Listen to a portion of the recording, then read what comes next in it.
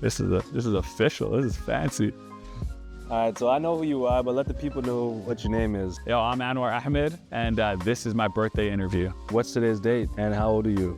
I'm 34 years old. I'm climbing. I'm getting older, and today is April 18th, which is also my birthday. Happy birthday, bro.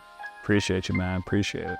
So yeah, I haven't really decided on a name for this channel, but it's more of an idea and a concept that I'm trying to work out and flesh out. I've really worked on myself as like personal development and really trying to document the journey of what I'm going through. I think that documenting is like a super important thing in today's day. The concept is, how do I just document the journey of becoming? How do I document the journey of chasing the future version of yourself? What would the theme of this year be for you? The theme of this year is easy. It's build mode.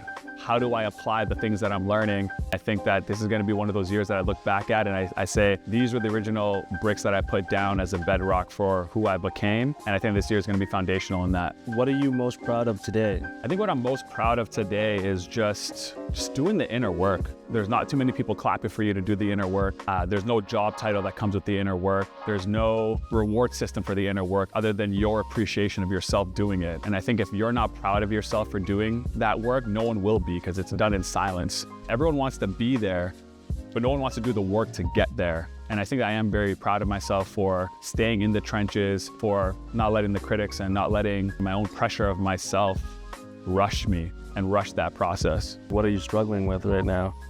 One thing that I'm struggling with and still unlearning is just my relationship with failure in general.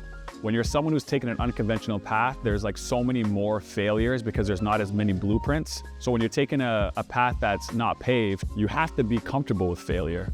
And so learning how to fail, learning how to take your L's with a little bit more pride and a little bit more finesse is something that I definitely was struggling with and I'm working on in order to kind of, I guess, get to where I'm trying to get to. What do you need to forgive yourself for? Just be too hard on myself in ways that kind of broke my spirit. I think I'm learning that it's all just a part of it. You know, the mistakes, the letdowns, the days I didn't show up, like it's all just a part of being human. Forgiving myself for being out of the box, for trying new things, for exploring failure to find wins. I think those are the two things I would forgive myself for sure. Are you in love? Are you married or raising a family yet? Not yet. Inshallah, one day I will. For now, it's just me, myself, and this 10-year plan. I'll give you an analogy here. If life is a road trip, I think that meeting somebody when the car is on and driving and going to the destination is the best time to meet somebody. You get to share the journey with them. I think there's a lot of men out there that view it as, oh, I can't date someone on the journey. I have to get to the destination, then I'll date. I think that that's the wrong time or the wrong way to think about it. But I also think equally on the other side, if your car is parked, work on yourself. Like, if the car is not moving and it's stationary, that's a chapter that you need to take for yourself and just work on yourself. Because I think that most people and most relationships and most, like, whoever you're after, they love ambition, they love drive, but that just means a car that's moving in a direction. It doesn't have to have the right place or the right end point. They just want to see that the car is moving. And I think that that's when you find the best relationships. And this video and the chapter of my life that I'm in right now is getting the car moving. And so I think I'll be more open to a relationship in this next chapter of my life versus the one that I was just in, where it's me, this parked car, some tools, and an engine that's not working. And who wants to bring someone into that kind of mess, you know? And that's just how I felt about it. You feel like you're aligned with your purpose? Purpose to me has been like a North Star in life. And I think that for the people who have had an early passion when they were younger, like whether it's a sport or an instrument or whatever, it's kind of a blessing and a curse, because your life just ends up becoming this chase of trying to experience something that feels that good, that feels that amazing. And I think for me that I got that at a really young age through sport. So I've just been trying to find something that I feel that passionate about or I feel that devoted to for what feels like ever. And I feel like I'm on the cusp of something special. I feel like I'm on the cusp of feeling that feeling again. And so it's something that I'm constantly thinking about, I'm constantly chasing, but I'm not just quite there, but I'm on my way. What's grounding you right now? I think what's grounding me right now is just faith. I think it's important if you're one of those people who is a risk taker or a big visionary or a big dreamer, that goes without saying that you kind of also need to have a lot of faith.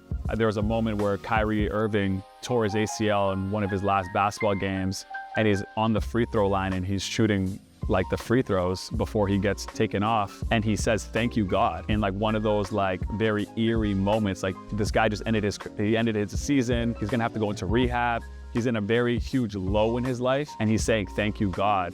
And to me, that kind of struck something in me of like the level of consistency I want to feel in myself when things are going good and bad is, how can I have that level of thank you God when I'm at the peak of my powers, or how can I have that when I'm at the low of my powers, knowing that it's all a part of it? That's what I'm working towards. What advice would you give Anwar from 1 year ago?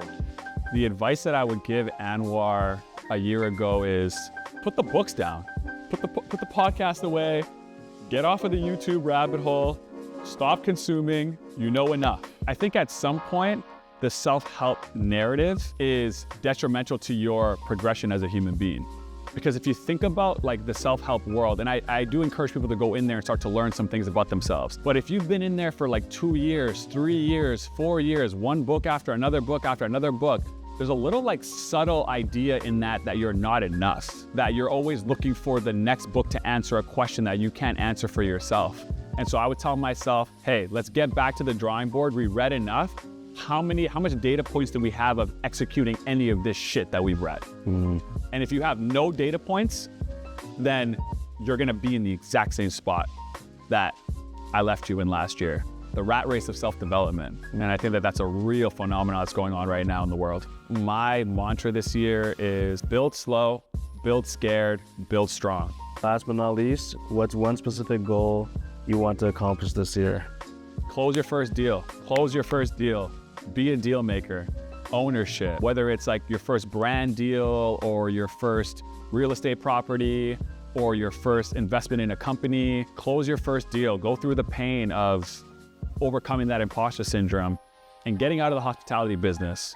My goal is to transition fully out of hospitality and be in the next chapter of my life. Those are the 2 goals I want to accomplish this year.